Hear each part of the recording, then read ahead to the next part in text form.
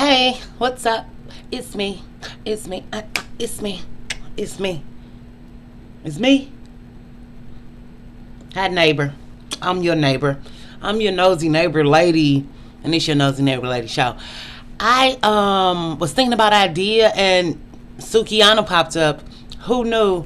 Sukihana, you know she been going viral. You all have seen the cringy video. You all know that black women are sexualized, even if they are not promiscuous, even if they are not naked. This is a black woman channel. I'm a black woman. It's a black woman show, and we just kind of dive deep. And for me, this is definitely a conversation about consent. This is definitely a conversation about how black men feel entitled to black women's bodies and sex organs, and how black men think that every black woman wants them, and sometimes they get angry when black women don't want them. Sukihana was talking about in her tweet how she was crying all day and she trying to stop drinking, and that she hoped God strengthens her because she has a persona, a public persona, or her rap career, and we know rap is nothing but violence and sex and degrading black women. So we see a rise in city girl culture where black women are taking autonomy over their own bodies and making money off their own bodies and exploiting themselves, which I think is perfectly fine, because for years, black men in rap culture, way back from Too Short, calling people bitchs, we curse on this show. This show is 18 and older. And whore thought culture that are black women, which we're now seeing evolving into biracial women and more in videos. But our image that was put out by y'all man is that we're promiscuous, that we're whores, that we're thoughts, that we're freaks every day of the week. And it's so many rap songs and rap lyrics about this.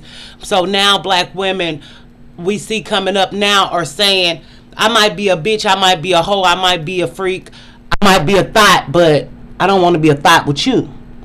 I don't want to be a whore with you.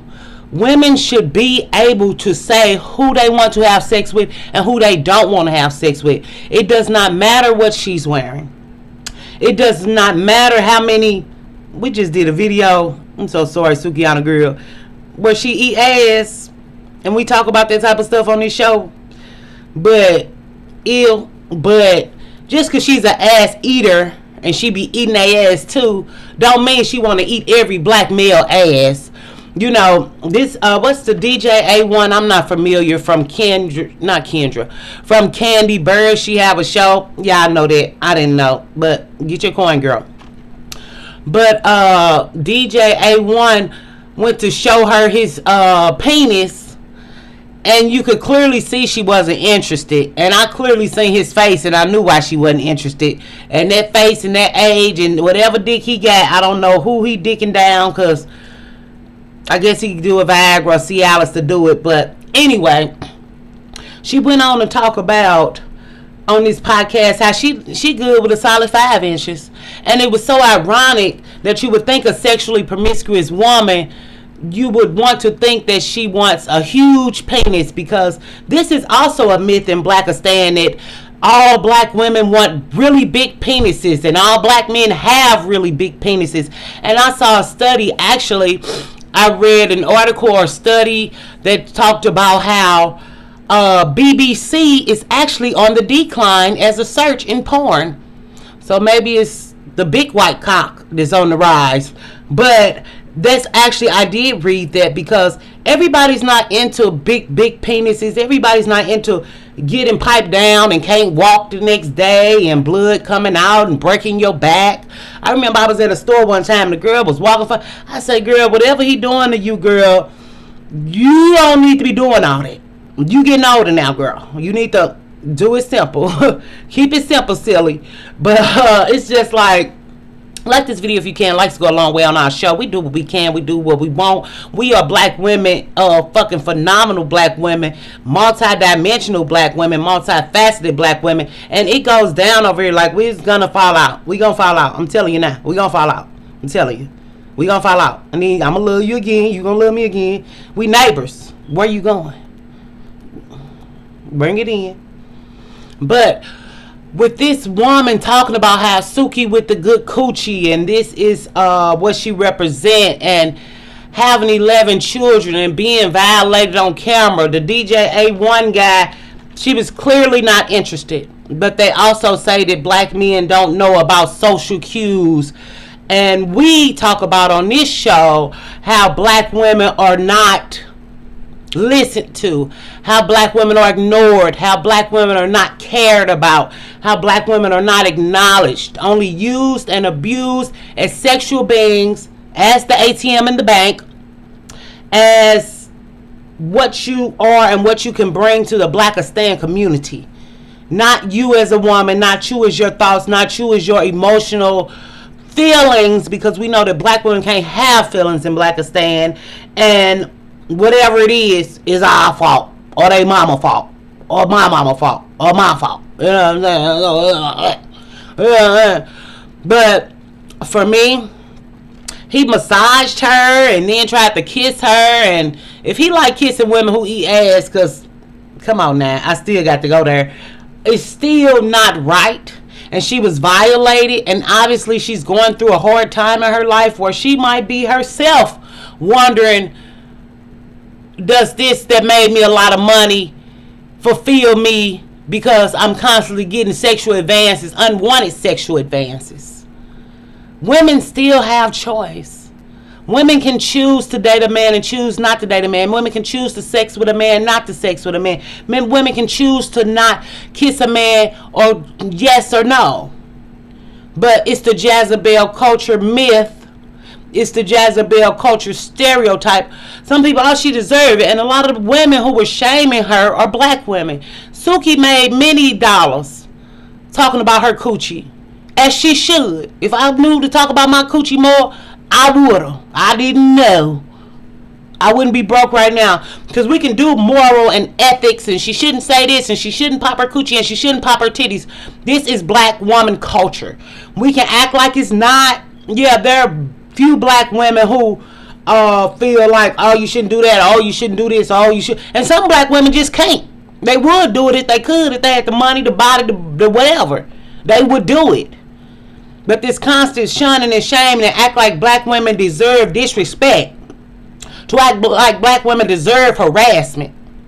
I don't care how many people she have sex with. I don't care how many kids she got. I don't care how many dicks she suck. She didn't want to suck face with that man. Okay? So it's this constant, and I wonder, are they doing this to her because she's dark skinned? And I wonder that. I don't know. But or light skinned or biracial women being violated on camera and insulted on camera? I don't know. That's just a wonder in my mind. Not to go colorism, but going colorism, girl. So whatever.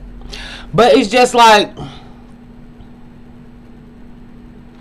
with all the talk about sex in the black community, how sex can save the world, and we don't talk about how sex can cause unwanted pregnancy, or we don't talk about how sex can cause STIs and STDs. We don't talk about the harmful effects of sex in Blackistan. It's only the glorification and the putting sex on a pedestal and making sex everything in Blackistan. And that's why we can't communicate on no other level or talk about nothing on another level. Even when you hear women say, I really, really like him, but his sex not good.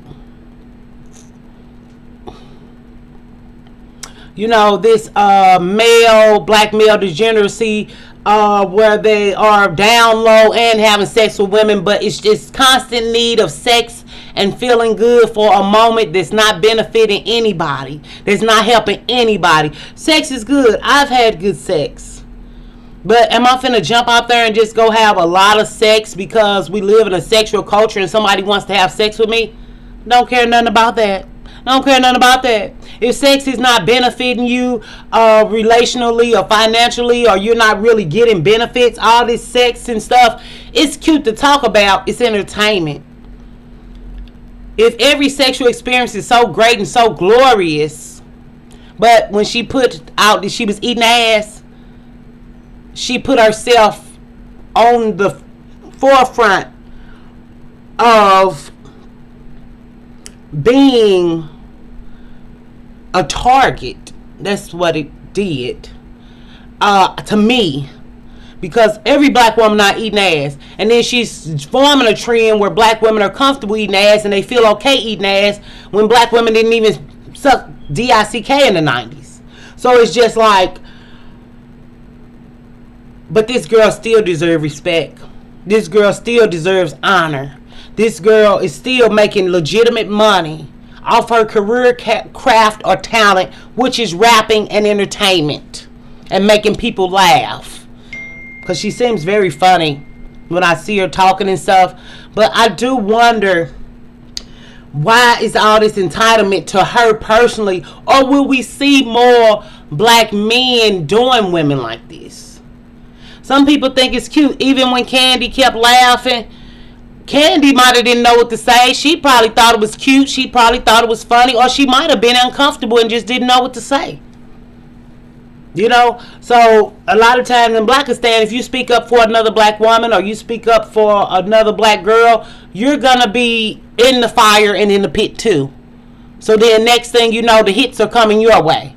That's why a lot of times black women, black girls, black aunties, we all get bullied and talked about by black men and taunted and thrown in trash cans.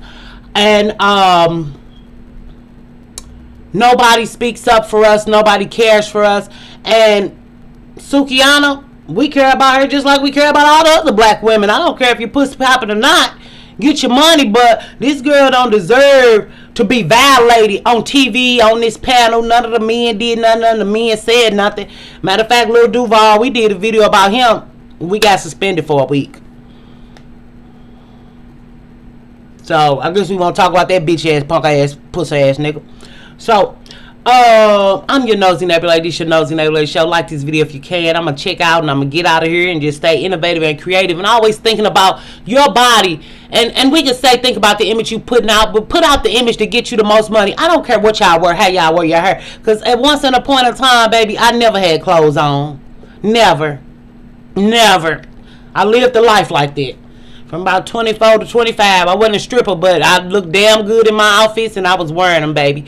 So, wear what you want, be who you want. Just know when to run or get away. The only reason this girl might have not got violated because she was on camera. You know what I'm saying? So, just being honest. So, stay innovative and creative. Stay perfectly you in your imperfect way doing the things that you do, girl. Because you doing it and we doing it and we gonna figure it out together. Bye.